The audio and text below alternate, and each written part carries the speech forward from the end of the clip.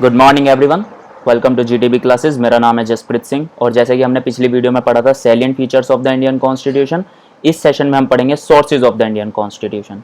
Sources यानी कि हमने कौन सी चीज़ कहाँ किस कंट्री से बोरो की है, कौन सी स्कीम किस कंट्री से बोरो की है। हम इसके अंदर कंप्लीटली उसको बहुत अच्छे से पढ़ेंगे कि किस किस कंट्री से हमने क्या क्या बोरो किया है। तो अगर हम देखें तो इसमें सबसे इंपॉर्टेंट जो पार्ट आता है, जो सबसे ज़्यादा एग्जाम पर्सपेक्टिव से सबसे ज़्यादा इंपॉर्टेंस रखता है, गवर्नमेंट ऑफ इंडिया एक्ट, जो मैंने आपको सबसे फर्स्ट चैप्टर में पढ़ाया था, making of the Indian constitution and historical background of the Indian constitution में। इससे हमने गवर्नमेंट ऑफ इंडिया एक्ट 1935 से हमने 75% पार्ट लिया है। 75% जो हमारा कॉन्स्टिट्यूशन बना हुआ है वो गवर्नमेंट ऑफ इंडिया एक्ट 1935 से बना हुआ है। अब हम देखते हैं कि हमने इससे क्या क्या लिया है। गवर्नमेंट ऑफ इंडिया एक्ट 1935 से हमने क्या क्या बोरो किया है। उससे हमने बोरो किया है फेडरल स्कीम। फेडरल स्कीम हमने कनाडा से भी बोरो किया। फेडरल स्कीम होता है equal distribution of powers between centre, state and local government, and local is bifurcated, further bifurcated into panchayat and municipalities. तो फेडरल स्कीम जो हमने ली है वो गवर्नमेंट ऑफ इंडिया एक्ट 1935 से ली है और ये फेडरल स्कीम हमने कनाडा से भी बोरो किया है। कनाडा से भी बोरो किया, ये याद रखना है, सबसे इंपॉर्टेंट है। जिन पर मैंने टिक लगाए हुए हैं ना, इनको तो हर हालत में याद रखना क्योंकि ये एग्जाम में सबसे ज्यादा पूछे जाते हैं। ऑफिस ऑफ गवर्नर, गवर्नर का जो ऑफिस होता है वो हमने 1935 से बोरो किया है। गवर्नमेंट ऑफ इंडिया एक्ट 1935 से, जो उसका इम्पीचमेंट होता है, सिलेक्शन प्रोसेस होता है, उनकी वर्किंग होती है गवर्नर की, कंप्लीट हमने गवर्नमेंट ऑफ इंडिया एक्ट 1935 से बोरो किया है। जुडिशियरी हमने गवर्नमेंट ऑफ इंडिया एक्ट 1935 से बोरो किया है। जुडिशियरी जो हमारा कोर्ट होता है वो इंडिपेंडेंट होता है, हमारा एक पिलर होता है, हमारे गवर्नमेंट का पिलर होता है पूरा का, तो वो हमने गवर्नमेंट ऑफ इंडिया एक्ट 1935 से बोरो किया है। पब्लिक सर्विस कमीशन, जो हमारे एग्जाम्स होते हैं पब्लिक सर्विस कमीशन के, यूपीएससी के जितने भी एग्जाम्स कंडक्ट होते हैं, जो वो एग्जाम का पैटर्न होता है, कंप्लीट हमने गवर्नमेंट ऑफ इंडिया एक्ट 1935 से बोरो किया है। तो ये सबसे ज्यादा पूछा जाता है एग्जाम में कि पब्लिक सर्विस कमीशन हमने किस रूल से किस स्कीम से बोरो किया है, लाइक गवर्नमेंट ऑफ इंडिया किस एक्ट से बोरो किया है, गवर्नमेंट ऑफ इंडिया एक्ट 1935 से बोरो किया है। इमरजेंसी प्रोविजंस हमने गवर्नमेंट ऑफ इंडिया एक्ट 1935 से बोरो किया है। अब पढ़ते हैं ब्रिटिश कॉन्स्टिट्यूशन से हमने क्या क्या बोरो किया है। पार्लियामेंट्री फॉर्म ऑफ गवर्नमेंट, संसदीय सरकार, लाइक लोकसभा, राज्यसभा, जो भी पार्लियामेंट्री फॉर्म ऑफ गवर्नमेंट होते हैं वो हमने ब्रिटिश कॉन्स्टिट्यूशन से बोरो किया है। सिंगल सिटीजनशिप लाइक कि हमारा हर एक राज्य का, हर एक स्टेट की अलग अलग सिटीजनशिप हमें नहीं लेनी पड़ती है। लाइक अगर कोई बंदा महाराष्ट्र में रहता है तो उसको किसी और स्टेट में रहने के लिए वहां की सिटीजनशिप के लिए अप्लाई नहीं करना पड़ेगा। लाइक अगर वो यूपी में, बिहार में कहीं भी रहना चाहता है तो उसको एक कंट्री की सिटीजनशिप है हमारे पास इंडिया की, तो बस वो किसी भी स्टेट के अंदर जाके रह सकता है, वहां पे काम कर सकता है। रूल ऑफ लॉ मतलब कि जितने भी लॉ बनाने के जितने भी रूल होंगे, लाइक जितने भी हमें रूल्स फॉलो करने होंगे, लॉज के अकॉर्डिंग चलना होगा, वो सब ब्रिटिश कॉन्स्टिट्यूशन से लिया हमने। Institution of speaker and his role, speaker का जो रोल होता है, इंस्टीट्यूशन होता है, टेन्योर होता है, वो सब हमने ब्रिटिश कॉन्स्टिट्यूशन से लिया है।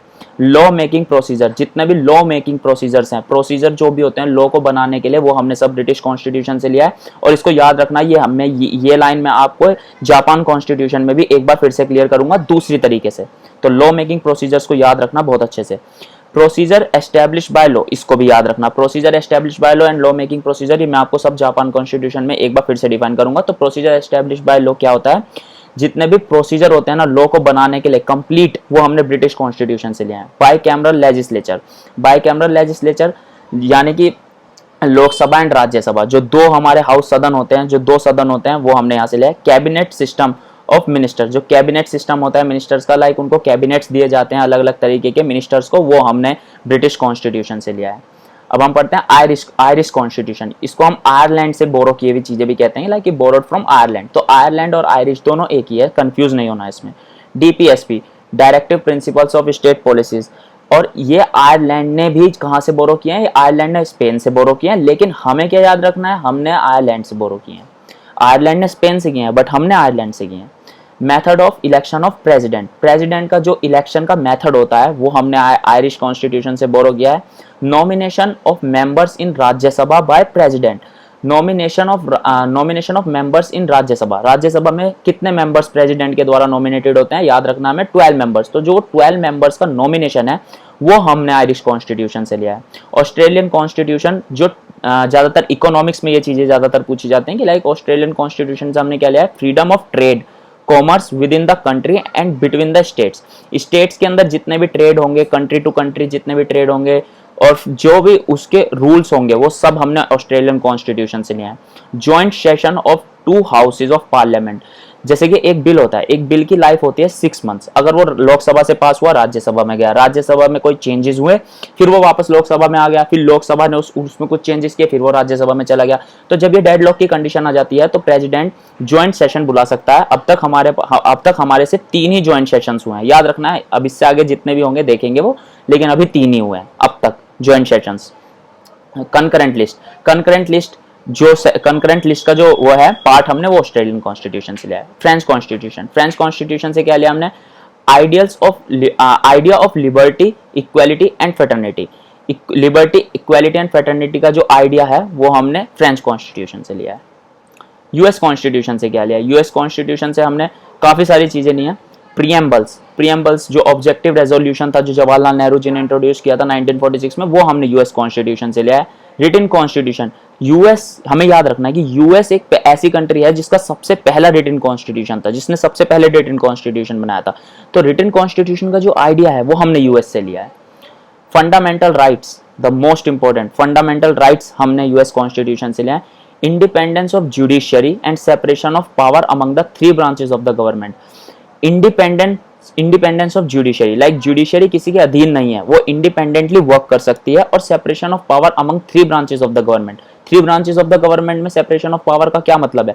फेडरल फॉर्म ऑफ गवर्नमेंट, सही पकड़े हैं बिल्कुल। Federal form of government like centre, state and local government के अंदर जो सेपरेशन ऑफ पावर होती है वो हमने यूएस कॉन्स्टिट्यूशन से लिया है। जुडिशियल रिव्यू का मैं मतलब समझिएगा, जुडिशियल रिव्यू होता है कि like supreme court, high court या किसी ने भी, कोई भी लोकल कोर्ट ने अगर कोई फैसला लिया है तो उसको चेंज कर सकते हैं अनबायस बनाने के लिए, तो उसको एक बार दोबारा चेक कर सकते हैं। This is known as judicial review. President as supreme commander of the arm forces, और हमने ये वाला लॉ भी हमने यूएस कॉन्स्टिट्यूशन से लिया है कि प्रेसिडेंट सुप्रीम कमांडर होता है आर्म फोर्सेज का। आर्म फोर्सेज में जो कमीशन फोर्सेज होती हैं like air force, army and navy. Equal protection under law, equal protection होगी लॉ के अंडर, जो लॉज बनेंगे वो प्रोटेक्शन के अकॉर्डिंग बनेंगे, completely equal protection under law. Vice president as the ex chairman of the Rajya Sabha. Ex chairman, यहाँ पे x का मतलब ये नहीं है कि चेयरमैन थे। X chairman means ex officio chairman, means like कि वाइस प्रेसिडेंट अपनी पोस्ट पर तो है ही हैं, वो राज्यसभा के ऑफिशियल चेयरमैन भी होंगे। कैनेडियन कॉन्स्टिट्यूशन से भी हमने काफी सारी चीजें ली हैं। Quasi federal form of government, quasi federal form of government क्यों कहते हैं इसे? देखो, फेडरल फॉर्म ऑफ गवर्नमेंट में क्या होता है, सारी पावर सेंटर के हाथों में होती है, लेकिन हमारे यहाँ पर क्या है, centre, state and local government तीनों के हाथों में इक्वल डिस्ट्रीब्यूशन ऑफ पावर्स है अकॉर्डिंग टू लॉज। तो क्वासी फेडरल इसीलिए बोलते हैं क्योंकि फेडरल में होता है सिर्फ सेंटर के हाथ में, लेकिन हमारे यहाँ पर है तीनों जो पिलर्स हैं गवर्नमेंट के, तीनों पिलर्स के हाथ में पावर है, तो इसको इसलिए हम कहते हैं क्वासी फेडरल, इसलिए हमारा जो स्ट्रक्चर है क्वासी फेडरल है। Distribution of power between centre and state के बीच में जो डिस्ट्रीब्यूशन होता है पावर का, वो हमने कैनेडियन कॉन्स्टिट्यूशन से लिया है। Residual powers retained by the central government, residual powers होते हैं जो कहीं भी लिखी नहीं होती हैं, बट लेकिन अगर आती हैं तो हम उसको रेजिडुअल लिस्ट में लिखते हैं, रेजिडुअरी लिस्ट में लिखते हैं, तो उसको रेजिडुअल पावर्स उन्हें कहते हैं, जो हमने कैनेडियन कॉन्स्टिट्यूशन से लिया है।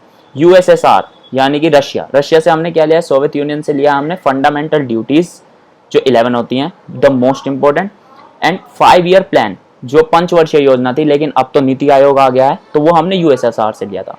जर्मनी यानी कि वाइमर कॉन्स्टिट्यूशन भी कहते हैं, जर्मनी से हमने क्या लिया है, इमरजेंसी प्रोविजंस। इसका पूरा अलग से चैप्टर पढ़ेंगे, जितना भी है फंडामेंटल ड्यूटीज, डीपीएसपी और फंडामेंटल राइट्स के बारे में बता रहा हूँ, इनका आपको अलग से चैप्टर करके पढ़ाऊंगा मैं, जो पूरा का पूरा कवर होगा उसके अंदर टॉपिक्स। अभी हमें सिर्फ ये समझना है कि हमने ये चीजें कहाँ से बोरो की हैं।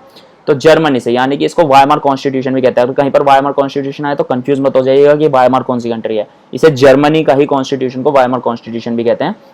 तो हमने यहाँ से इमरजेंसी प्रोविजंस लिए हैं, जितने भी इमरजेंसी प्रोविजंस हैं वो हमने सारे जर्मनी से लिए हैं। साउथ अफ्रीकन कॉन्स्टिट्यूशन से हमने लिया अमेंडमेंट प्रोसीजर, जितने भी अमेंडमेंट प्रोसीजर्स होंगे वो हमने सब साउथ अफ्रीकन कॉन्स्टिट्यूशन से लिया है। और election of members of Rajya Sabha के जितने भी मेंबर्स का इलेक्शन होता है वो हमने साउथ अफ्रीकन कॉन्स्टिट्यूशन से लिया है। अब देखिए जापान में आता है ड्यू प्रोसीजर ऑफ लॉ। इससे पहले मैंने क्या पढ़ाया था आपको, प्रोसीजर एस्टैब्लिश बाय लॉ। अब ये ड्यू प्रोसीजर ऑफ लॉ क्या होता है कि जितने भी लॉज का प्रोसीजर होगा ना, वो हमें जो हमने लिया था, तो तो उसके अंदर जापान के अंदर क्या है कि प्रोसीजर एस्टेब्लिश बाय लॉ है, जैसे कोई प्रोसीजर एस्टेब्लिश बाय लॉ कि जो भी प्रोसीजर है लॉ को बनाने के लिए यूज हुआ है, तो वो तो हमने ले लिया दूसरी कंट्री से। अब हमारे को यहाँ पर बताना है कि जो ड्यू प्रोसीजर ऑफ लॉ है इसके अंदर क्या है कि procedure establish by law plus वो जो लॉ हमने बनाया वो आर्बिट्रेरी नहीं होना चाहिए, लाइक किसी के विपक्ष में या पक्ष में नहीं होना चाहिए, वो लॉज के अकॉर्डिंग होना चाहिए, उसे कहते हैं ड्यू प्रोसीजर ऑफ लॉ। तो इस सेशन में आज हम यहीं पर पाइल अप करते हैं और इससे नेक्स्ट सेशन में हम पढ़ेंगे प्रीएम्बल्स। तो बने रहिए, देखते रहिए, और अगर आपको वीडियो अच्छी लगती है तो आप सब्सक्राइब कीजिए चैनल को और ज़्यादा से ज़्यादा वीडियो को शेयर कीजिए। और अगर आपको कोई इशू होता है कि लाइक अगर आपको कुछ समझ नहीं आए तो इंस्टा आईडी पे मेरे यहाँ पर मेरे से जुड़ सकते हैं, जसप्रीत सिंह जसप्रीत डबल अंडरस्कोर है सिंह 007। मेल आईडी भी आप मेरी मेल पर भी मेल कर सकते हैं अगर आपको कोई क्वेश्चन होता है, justonline.singh@gmail.com। तो आज के लिए इतना ही रखते हैं। जय हिंद।